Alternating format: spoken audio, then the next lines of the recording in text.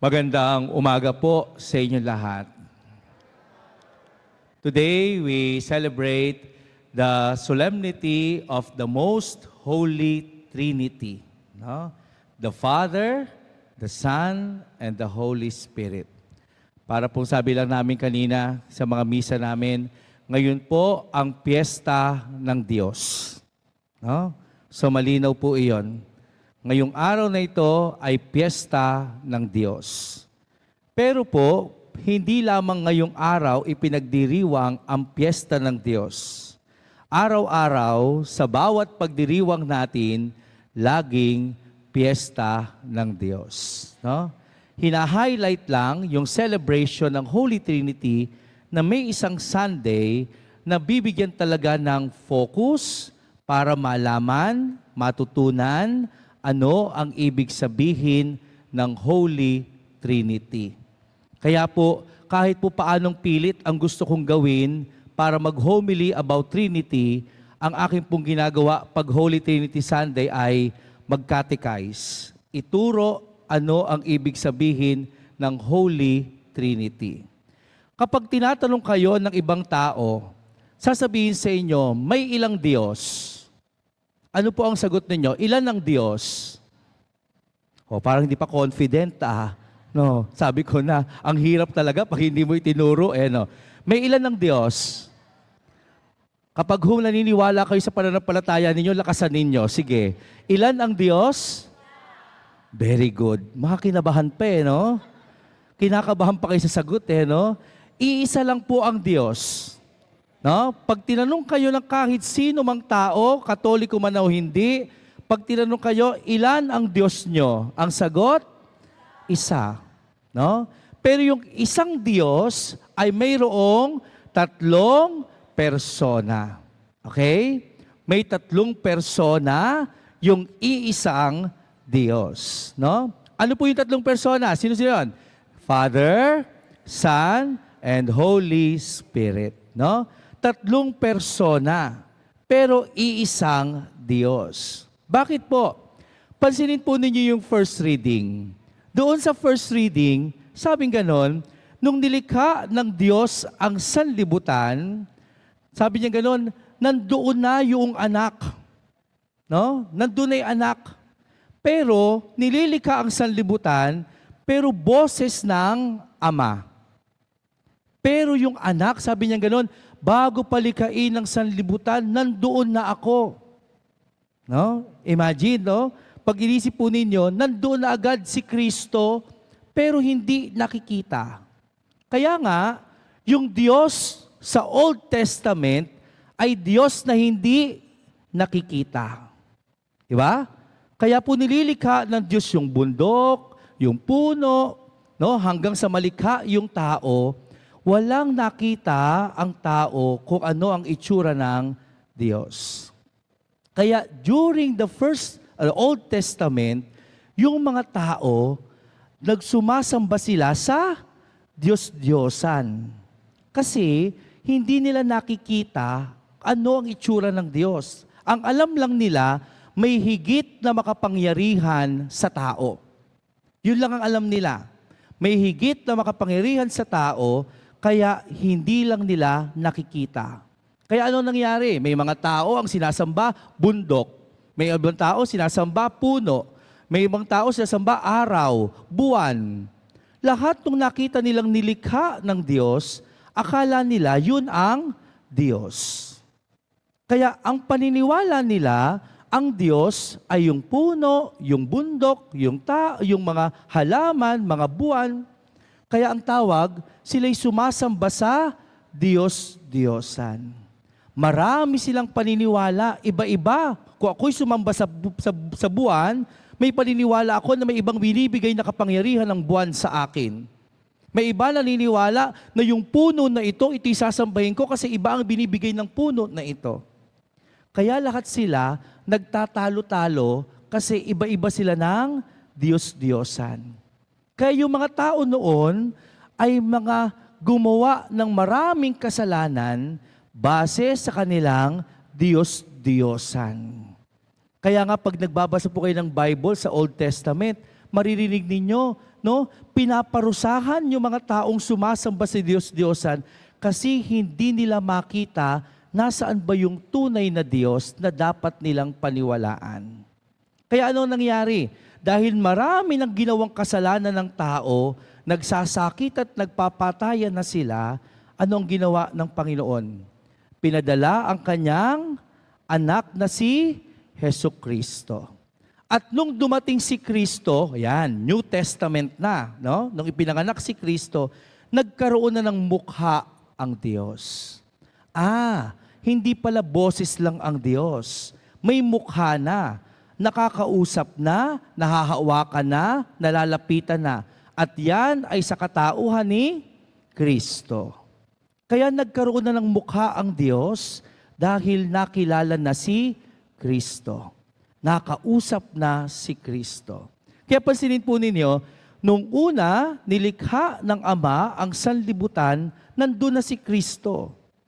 Pero nung hinahanap ng mga tao, ano ang mukha ng Diyos, ipinadala si Kristo para maging tao, na dati kasama na ng Ama, pero hindi rin nakikita si Kristo, isinilang si Kristo sa mundo natin para si Kristo ay makita ng mga tao at malaman ng tao, ito pala ang mukha ng Diyos. Kaya si Kristo, nung dumating sa sanlibutan, ang kanya talagang role ay yung mga tao ituwid yung kanilang pagkakasala dahil ang nakikita lang nila ay puro Diyos-Diyosan. Kaya nung dumating si Jesus, nagbago na yung kanilang pananaw, may Diyos na silang sinampalatayanan.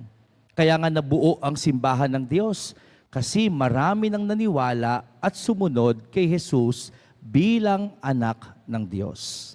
At nung si Jesus ay namatay, natapos ang kanyang buhay sa mundo, umakyat sa langit, at bumaba ang Espiritu Santo. Ang Espiritu Santo, ang pag-ibig ng Diyos Ama at ang pag-ibig ni Jesucristo.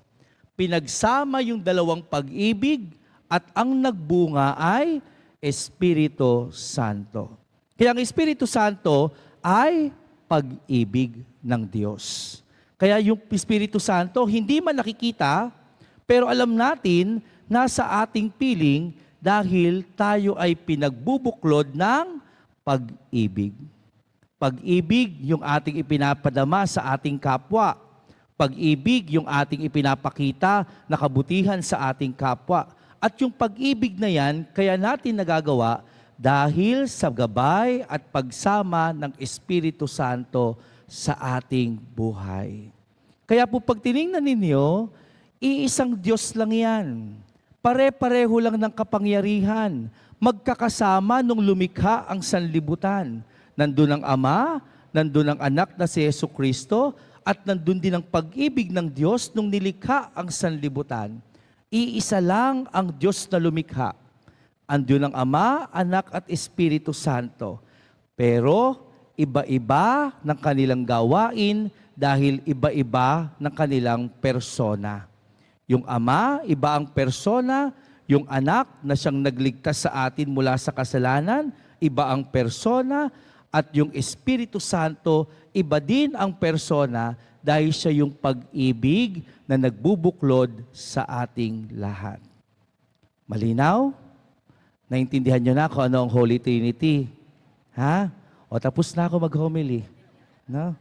Gusto ko lang po kasing unahin agad yung umpisa. No? Yun po yung ibig sabihin, bakit iisa lang ang Diyos, pero mayroong tatlong persona. Iba-iba ng gawain, pero iisa lang ang kapangyarihan bilang Diyos. No?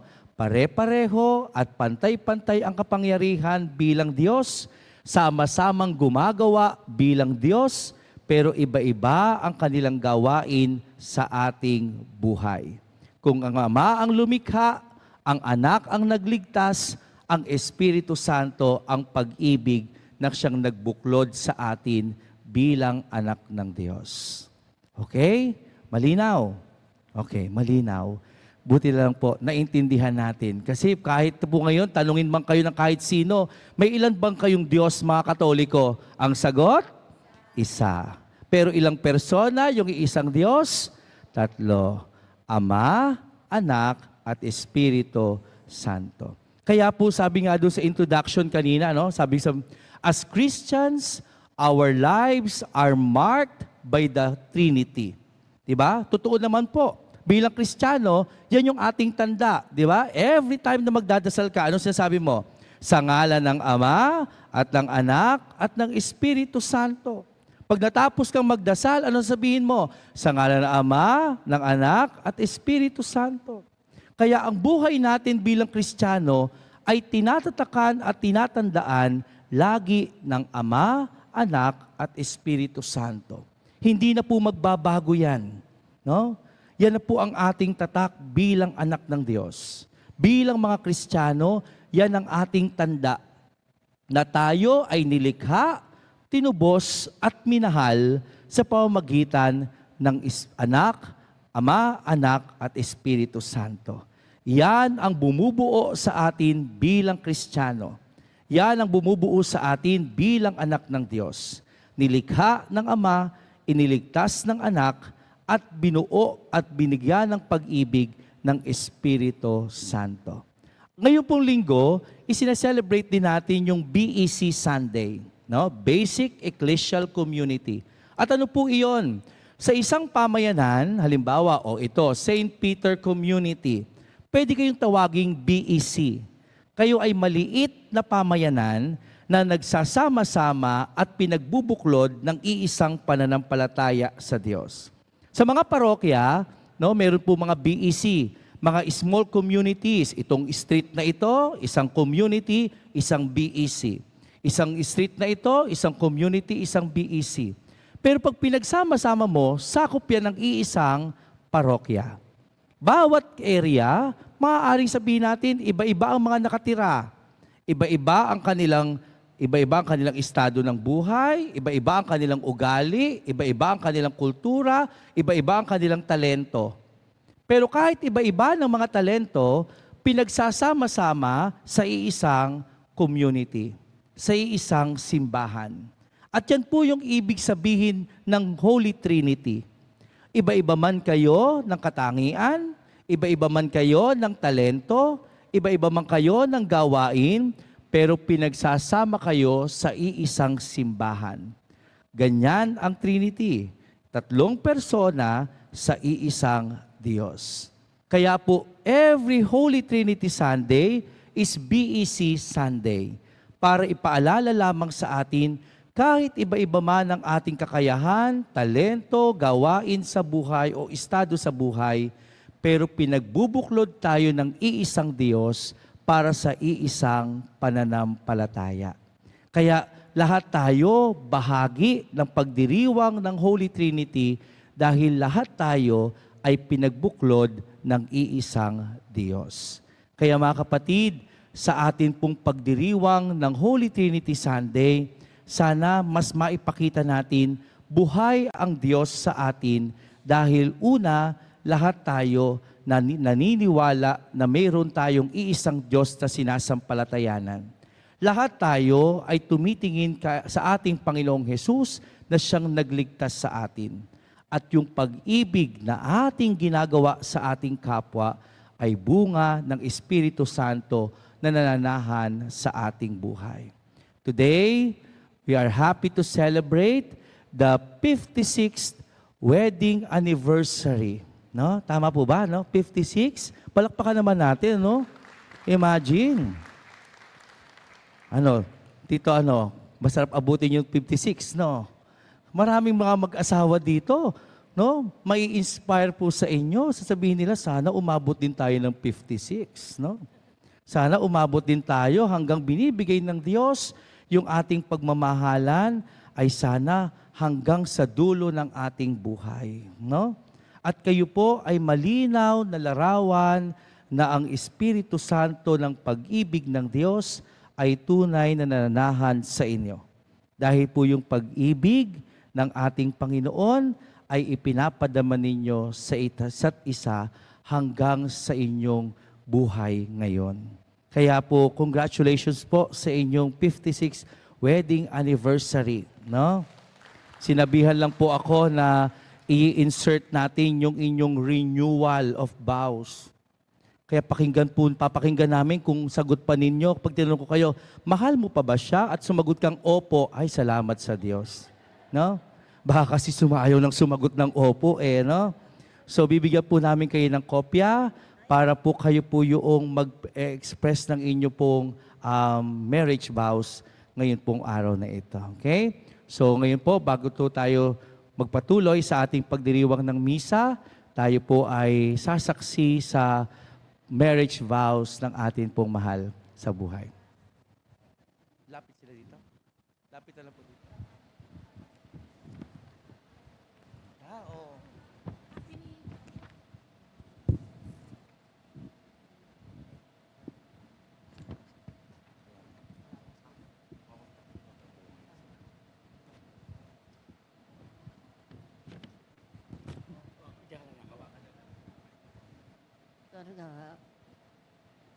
Dearly beloved, Estelita Puhawan and Rodelio Puhawan, you stand here today before the Lord to give Him thanks for having shown you His love in a very special way when He blessed and consecrated your love on the day of your marriage. Assuring you to stand by your side in your every need, He entrusted the success of your married life to you as a task and as a gift. You thank Him now for all these gifts of shared joys and sacrifices, perhaps also sorrows and struggles, which are part of life. You still need Him now, that you may continue on the way of love and loyalty, which cannot but go on growing. This community rejoices with you and asks the Lord with you that He may bless you and keep you in His love. May I ask you, my dear brothers and sisters, to join Estelita and Rodelio in giving thanks to the Lord for His goodness and in praying that they may grow together, living in God's love. Now, please join your right hands. Pwede po ba? Hawak kayong kamay. Yan. Hawak po kayong kamay. Tito Rodelio, do you reaffirm your married love and fidelity to Estelita before God and this community? I do. Wow, narinig niyo yun, tita? Lakas, no? Tita Estelita, do you reaffirm your married love and fidelity to Tito Rodelio before God and this community? Yes. Yes, I do. Tito, narinig mo naman. Please pray now together for prayer for God's blessing. Lord God, whose name is love, once you made our ways meet and called us to found a home and family, we look back with gratitude.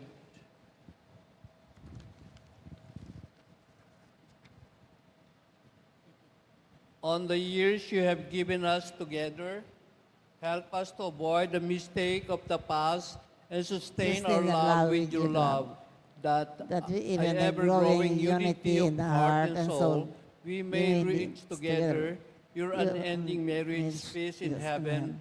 Bless this our wish and thanks.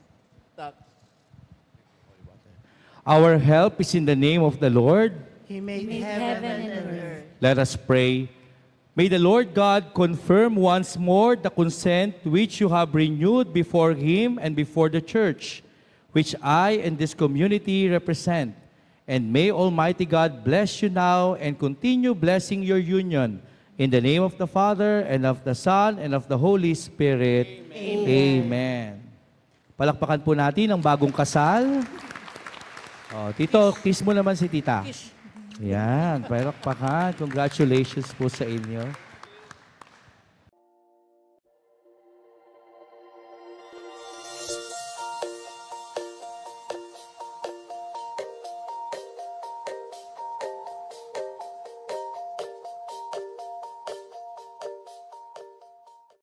Thank you for joining us. View our past broadcast on the St. Peter Community YouTube channel and St. Peter Community Facebook page.